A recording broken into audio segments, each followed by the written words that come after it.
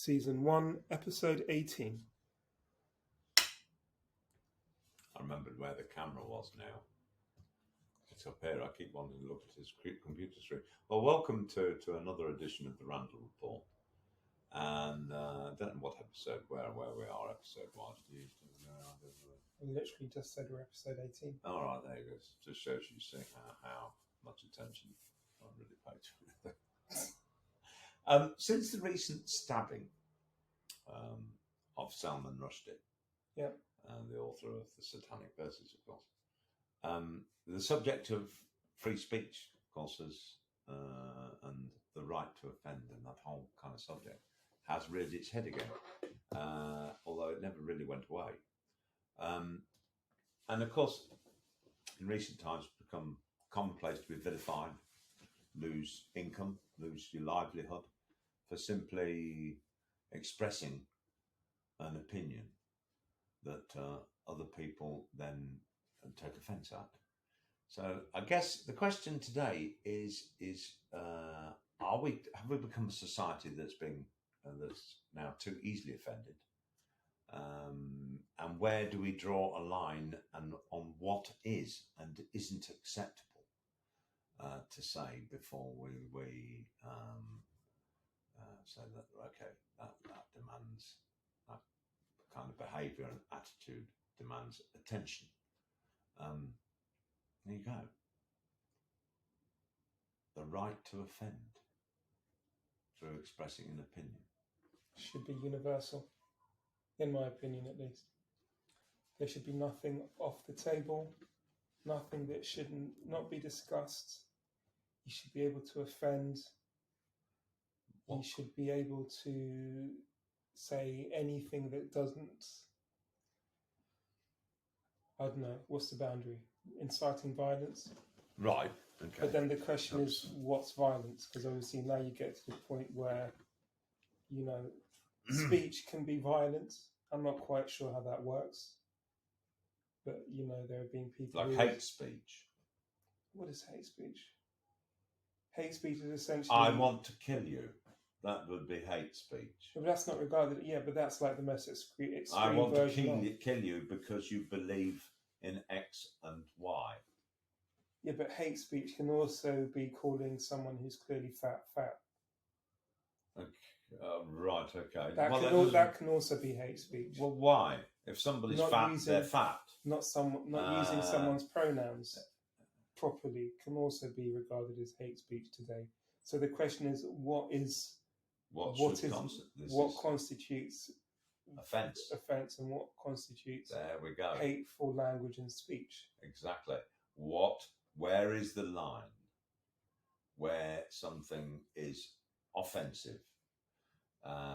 For example, let's just wind it back a bit. There's lots of television programs, for example, that were made in the 1970s, as with some old literature, where now those authors or those TV programs are wanting to be gaslighted by a certain sector of society because either the author held certain beliefs, bunch of weak pussies, even though their literature was fabulous, or the TV program, by today's standards, uses terminology or has outdated views. What there then constitutes? But outdated views in the 70s would have been, reasonable in the 50s.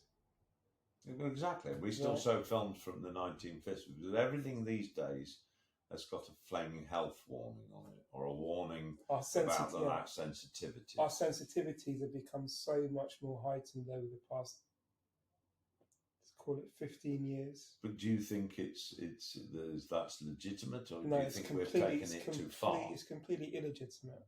Okay, for what? Because the less we have to complain about, the more issues that we try to create. We try to create...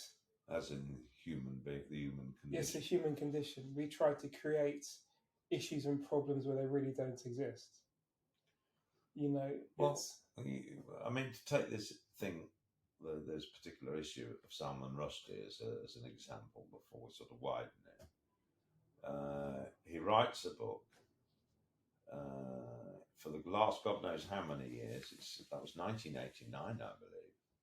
So for the last 30 years plus, he's had to tolerate death threats, has had to live part of that time in semi-hiding. Do you know that there were three, with regarding the satanic verses, there were three translators of his book.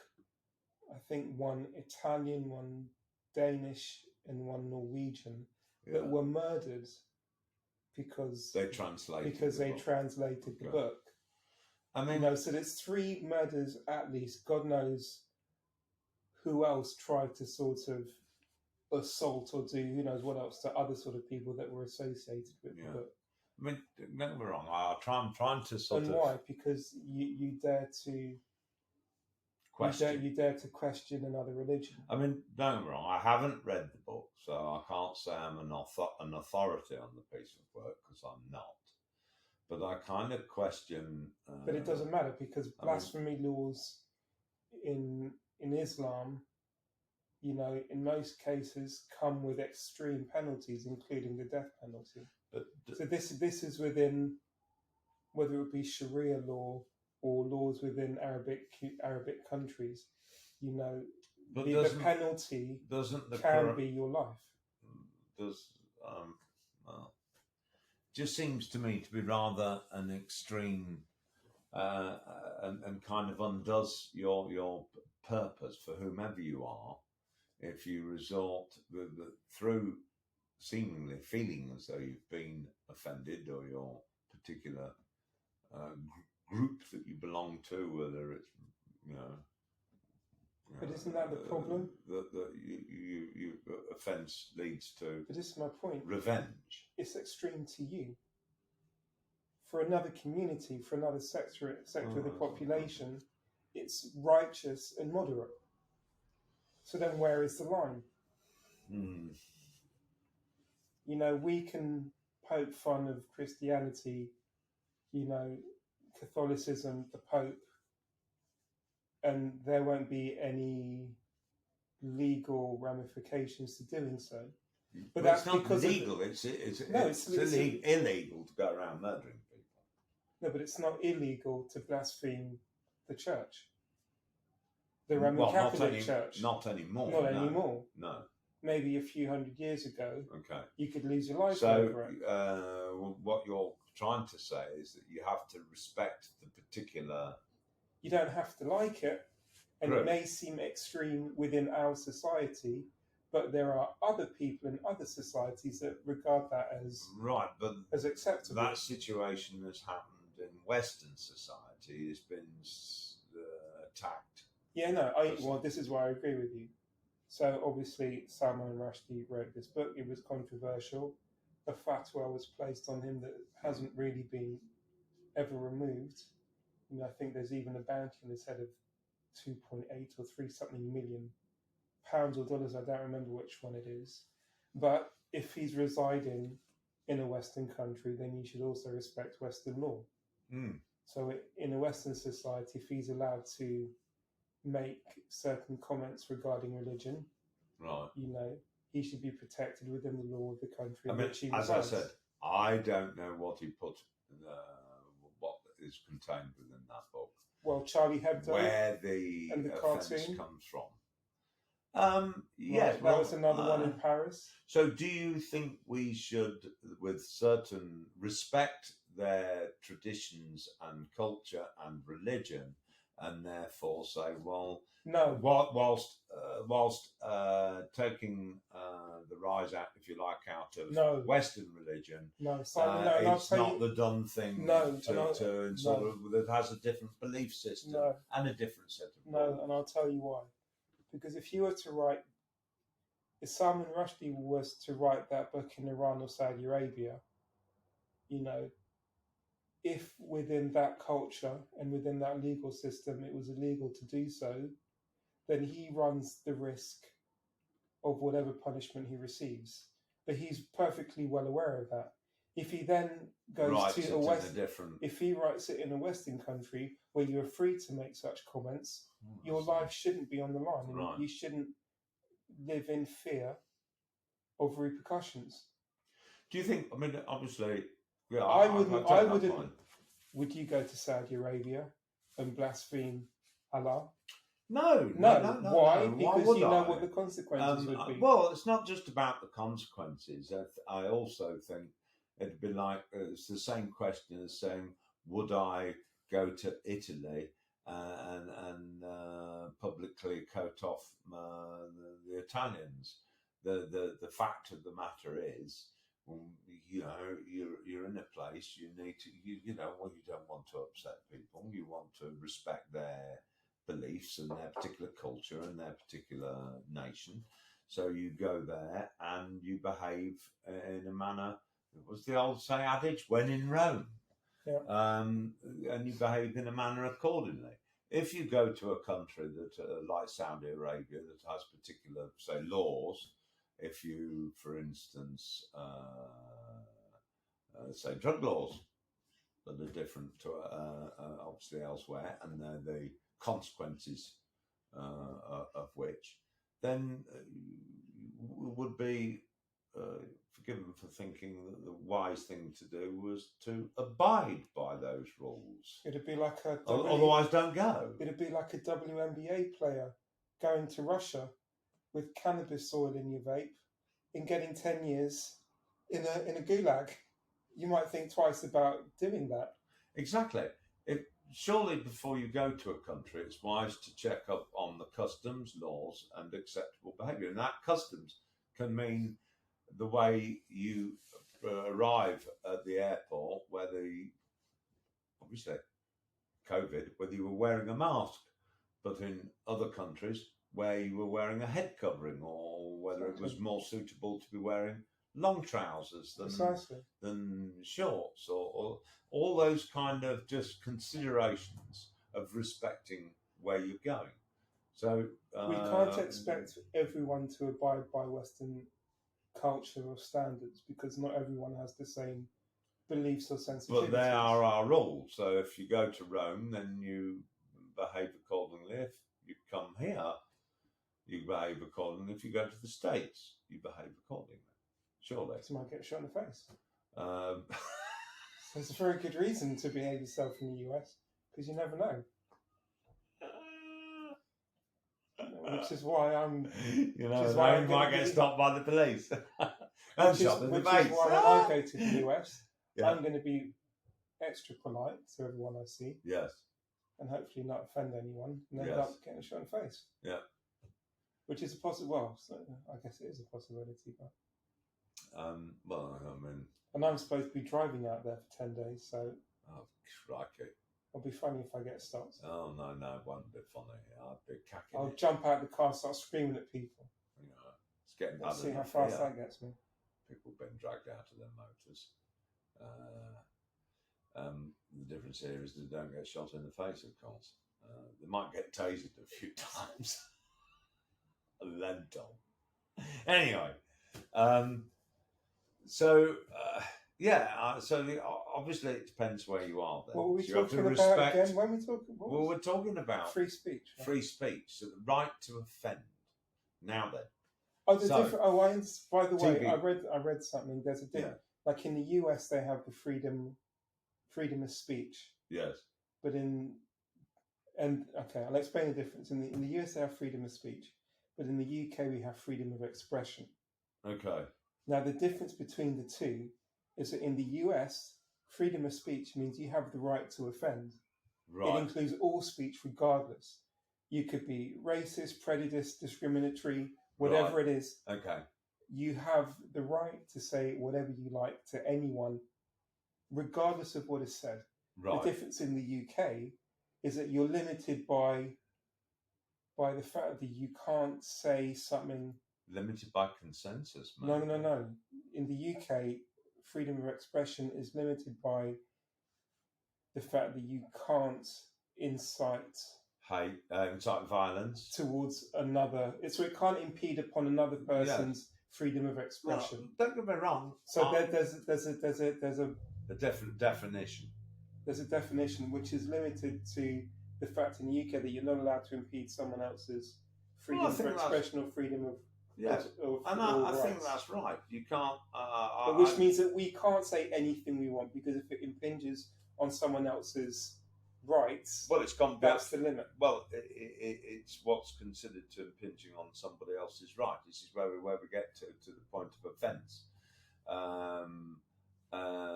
For example, you've got people now take offence. Somebody makes a gay. There's like gay humour. Like there used to be a sketch on the Catherine Tate show. The who dear, me dear, gay dear, no dear. Now, some gay people might be offended by that.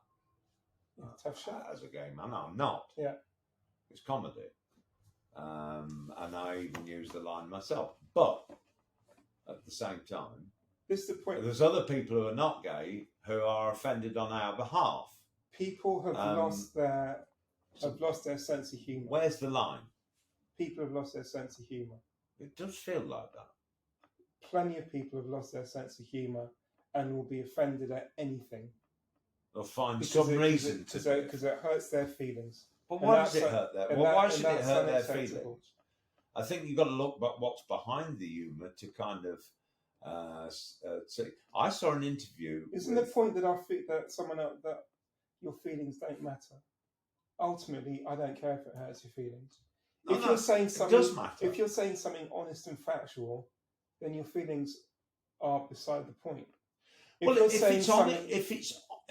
it's unequivocally honest and factual, then it is what it is. Whether you like it or not, it is a fact.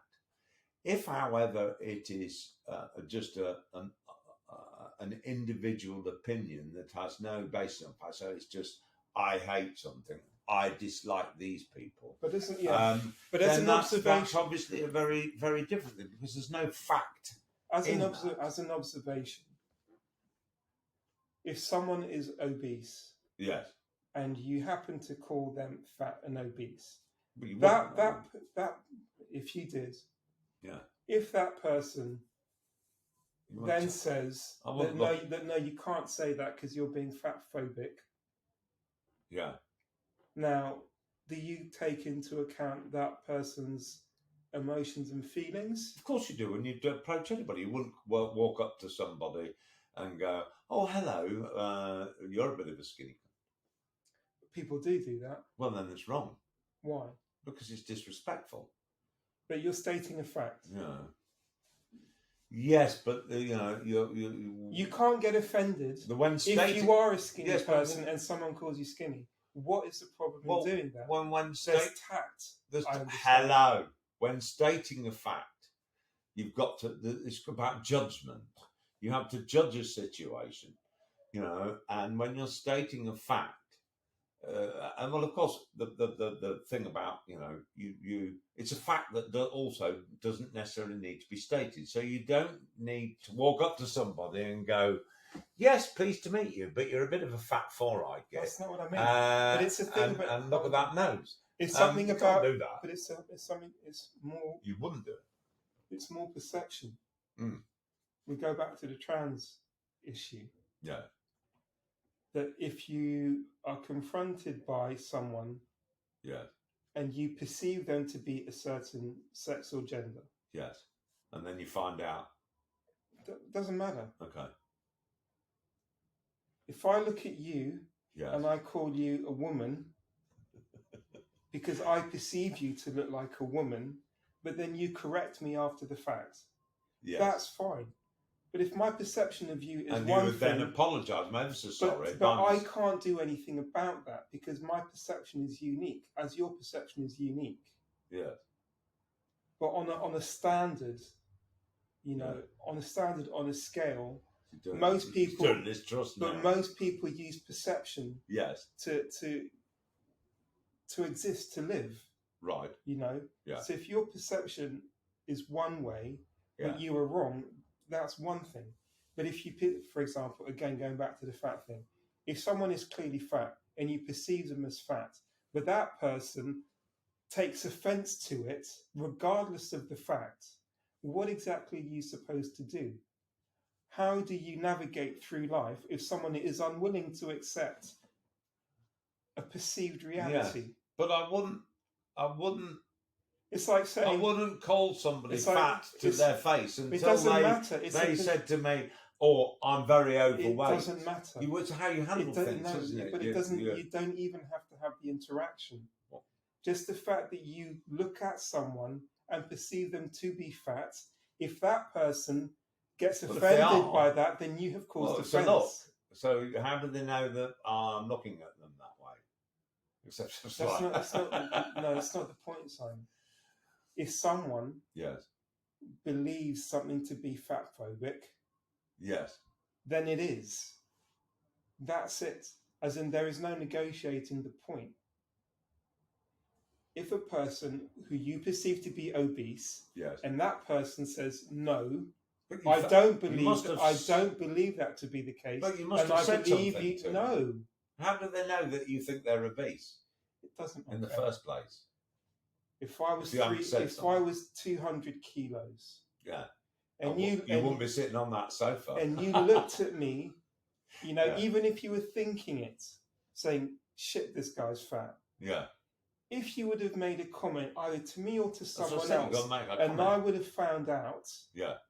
and in my mind, I'm saying no, I'm not. What's bad manners? It's talking behind somebody's back, man. And if you've got to be prepared, if you're going to talk behind the back, you've got to say it to that Mel. He's a real fat git. I mean, the point is, I'd turn around to you first and say, Mel, I think you need to lose some But is weight. it an unfair comment? Is it a fatphobic comment?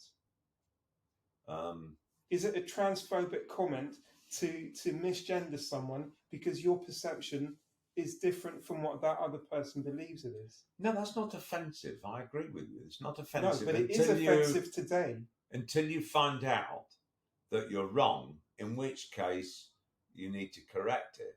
But surely it is as much But this is why about how you address people. This is If why somebody's usually fat, obviously it's hard to escape noticing it, isn't it?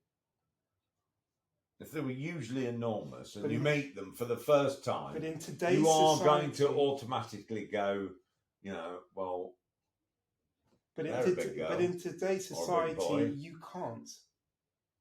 You can't even have that perception anymore. that's nonsense. Thank you. But this is where we live.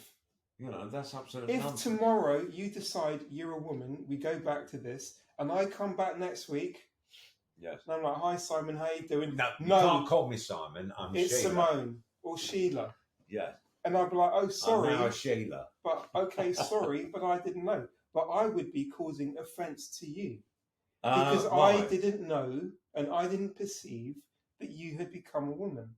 Well, I wouldn't have become a woman. I would have just said, I am a woman. Therefore I am. But therefore you're a woman. Well, that's just ridiculous. So Thank you very much. So but next this week, but this is where we live. Next week, you're partnering the podcast with a courgette. So I've decided I Yeah. want to be I'm going to be a vegetable. I'm planning on becoming a goat. So next week's show, it will be the courgette and the goat. With no coffee, it'll just be a bowl of grass. Bowl of grass. A bowl of grass next. But this is how, let's not call it insane, but this is how things are moving. That you cannot take offence and that perception... No, you can take offence. You can't create offence because everything is offensive. Everything is offensive. Potentially. Yeah.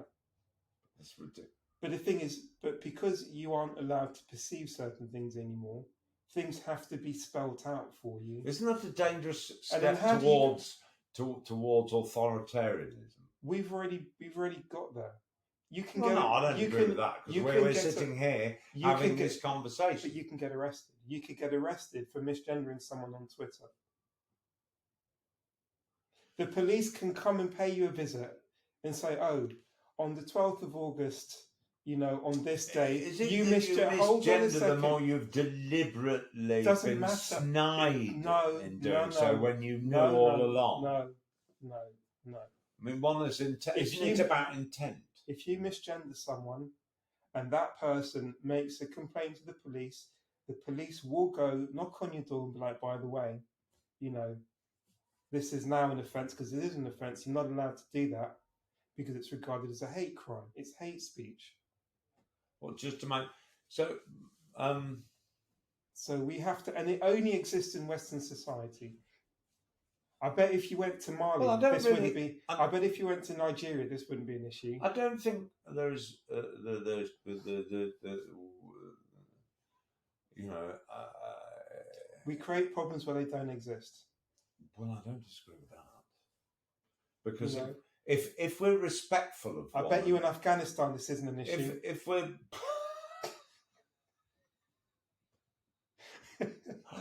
look out for the fat one.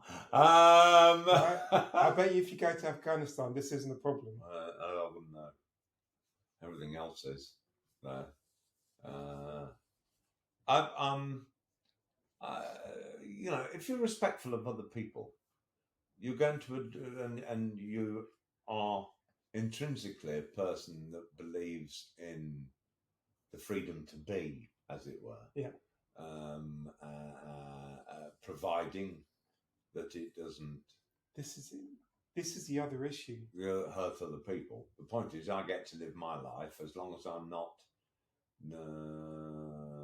affecting how other people live theirs. What do you do? If I address somebody in meeting them, as one should, that you're always being considerate and respectful, and not making, you know, when you meet somebody for the first time, you try not to make assumptions, because whenever you have those kind of preconceived, they're usually wrong. So you meet people, you treat them with great respect, etc., etc. So I'm trying to get to where people suddenly are where offence lies. I think the TV programmes is probably a good example, because in the 70s... Reverse it very quickly.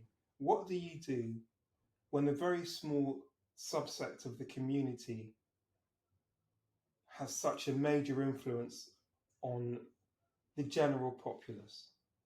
Depends who's right or wrong, doesn't it? Change. What does right or wrong change mean? Sometimes good change, positive change, sometimes comes from a small place and is grows then from that. I mean, it's. But is this a benefit? Well, if it's good change, of course, there's a benefit. But what does good change mean? Well, if it means our right if it means making space, our right to express ourselves, yes, is becoming harder. There are fewer. Even though the laws would argue that the laws are being made to make it easier. But it doesn't benefit. But it doesn't. It's not. But it's not. No. And it doesn't benefit the majority of the population. Right. Because there are fewer things we can say today that we could say 10, 15 years ago. So we are more restricted today than we ever were in terms of our ability to express ourselves. No, I wouldn't agree with that. Express ourselves in what way? Because there are so many. I can certainly say from a gay perspective that 40 years ago, to express yourself was a lot more difficult. Today, people are explaining that expression is the fact that we're able to have civil partnerships, or to express and to even have children, or to not have to pretend to be something else, and that other people should by perpetuity. But in terms of speech, that. we can still make fun of. You know, there are certain subsections of society that you are not allowed to make fun of or criticise anymore, because if you do, not only is it perceived as being harmful to that group, it's also now illegal. What about part of the group that criticises its own group because it has a more intimate knowledge and understanding of the group that were in it? That happens too. You look at sort of different forms of feminism, for example. Right. You have one more radical element trying to cannibalize the other because they're not feminist Trying enough. to eat them. Not literally. Well, but if you have different levels of extremist views, and one view is more extreme than the next, then you will have a cannibalistic sort of view whereby one tries to consume the other because it's religion. Religion is exactly the same. Different sectors of different religions can be like that. Yeah, one is more within extreme. Christianity, you've got all sorts of stratas of different. But I kind of these days, don't get me wrong, I don't think it's a bad thing to moderate how I was brought up to be respectful when you meet somebody. You don't introduce yourselves. I mean, somebody came up to me once in a nightclub and said, "Oh, you're a nice guy, bit of a fat cunt." But now that's the fact. At the time, I was pretty weighty. It has to be said. I was preaching on requiring wearing drawstring pants. That's just for the underwear. But I didn't take offence at it.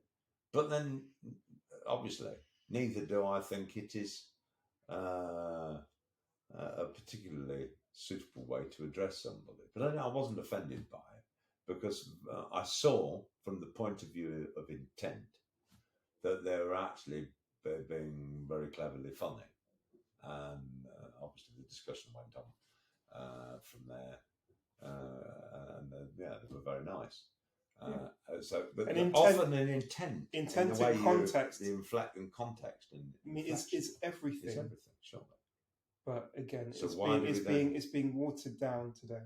Right. Where intent and context don't matter for whatever reason. It doesn't trump your feelings or your perceived feelings or emotions. So, by that token, then we've all become, or a large part of the population is becoming oversensitive. It's definitely a younger definition of woke. It's a younger generation.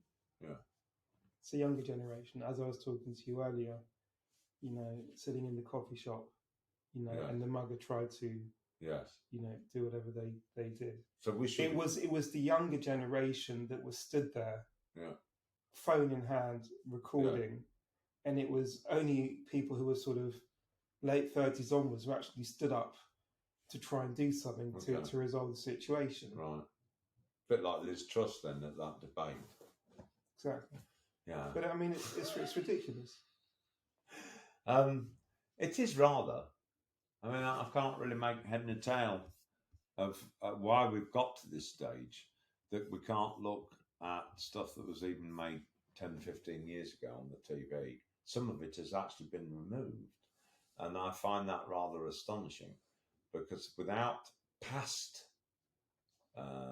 attitudes, actually seeing them and hearing them and understanding them, how can we know that we're making forward steps? And how do we know the difference between acceptability and non-acceptability? Just simply by forever rewriting it and gaslighting old stuff. And we'll be burning books soon enough. Well, effectively, that's what we're doing. That's the next step. It is exactly that that's happening. The removal of statues. Yeah. Because all of a sudden you find out that a particular person of the statue, subject to the statue, held certain beliefs that might have been racist. Don't get me wrong.